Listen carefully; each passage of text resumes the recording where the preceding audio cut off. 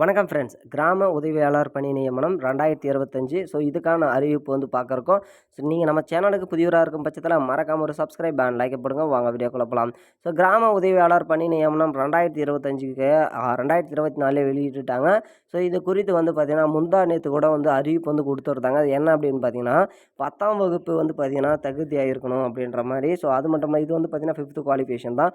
ஒரு சில மாற்றங்களை வந்து பார்த்திங்கன்னா கொண்டு வந்திருக்காங்க. ஸோ பார்க்காதவங்க அந்த வீடியோ முழுமையாக பாருங்கள். ஸோ கிராம உதவியாளரில் என்னென்ன மாற்றங்கள் பண்ணியிருக்காங்க அப்படின்றது நல்லாவே தெரியும். ஸோ இந்த இன்ஃபர்மேஷன் ஏன் கொடுக்குறாங்க அப்படின்னா, ஒரு நோட்டிஃபிகேஷன் ரிலீஸ் பண்ணுறதுக்கு முன்னாடி இந்த மாதிரி ஒரு சில மாற்றங்கள்லாம் பண்ணியிருந்தாங்கன்னா, ஸோ இந்த நோட்டிஃபிகேஷன் அந்த ரிலீஸ் பண்ணும், அதாவது அந்த மாதிரி அறிவிப்பு வந்து வெளியிடுவாங்க. ஸோ அந்த மாதிரி தான் வந்து பார்த்திங்கன்னா இப்போதைக்கு வெளியிட்டிருக்காங்க அப்படின்னு சொல்லணும். ஸோ கிட்டத்தட்ட வந்து பார்த்திங்கன்னா 2299 காலி பணியிடங்களை கொண்டு இந்த பணியானது நடக்கிறதுக்கு. ஸோ விஏஓ கீழே நீங்கள் வந்து ஒர்க் பண்ண போகிறீங்க அப்படின்றது எல்லாருக்குமே நல்லா தெரியும். ஸோ அது ரிலேட்டடான ஒரு சில கொஸ்டின்ஸு மெயினாக வந்து பார்த்திங்கன்னா உங்களுக்கு வாகனங்கள் ஓட்ட தெரிஞ்சிருக்கணும் அப்படின்றதும் வந்து சொல்லியிருக்காங்க. ஸோ அது மட்டும் இல்லாமல் இந்த வருடம் வந்து பார்த்திங்கன்னா வேக்கன்சியும் வந்து இன்க்ரீஸ் பண்ணி ஒவ்வொரு மாவட்டத்தோட வேக்கன்சியும் இன்க்ரீஸ் பண்ணுறதாகவும் வந்து சொல்லியிருக்காங்க.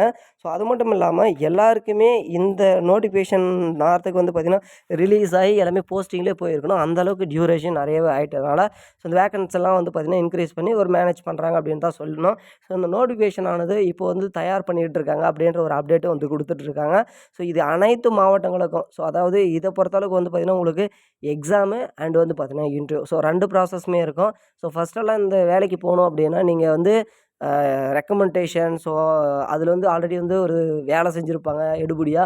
ஸோ அவங்கள வந்து பார்த்திங்கன்னா அப்படியே பர்மனெண்ட் பண்ணியிருந்தாங்க. இப்போலாம் வந்து தேர்வு அந்த மாதிரி வந்து நடத்த ஆரம்பிச்சிட்டாங்க.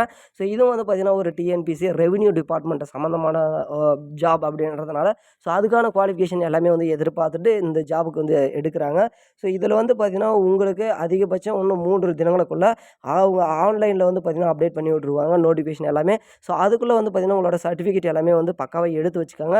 ஸோ உங்களுக்கு பேர் மாற்றுறது அப்படின்றது, அதாவது உங்களோட ஆதார் கார்டுலையாக இருக்கட்டும், இல்லை உங்களோட சர்டிஃபிகேட்லேயே ஆகட்டும், ஸோ எல்லாத்துலேயுமே வந்து பார்த்திங்கன்னா ஒரு இனிஷியல் கூட மாறக்கூடாது. ஏன்னா நம்ம ஒவ்வொரு டைமும் நிறைய பேர் வந்து பார்த்திங்கன்னா இது ரொம்ப மிஸ்டேக் பண்ணுறாங்க. ஸோ இதெல்லாம் வந்து கரெக்ட் பண்ணி வச்சுக்காங்க. இன்னும் வந்து பார்த்திங்கன்னா 3 தினங்களுக்குள்ளே உங்களுக்கு அப்டேட் ஆகிடும் அப்படின்ற ஒரு தகவலும் வந்து பார்த்திங்கன்னா சொல்லியிருக்காங்க. ஸோ மீண்டும் அடுத்த வீடியோவில் பார்ப்போம். நன்றி, வணக்கம், தேங்க்யூ.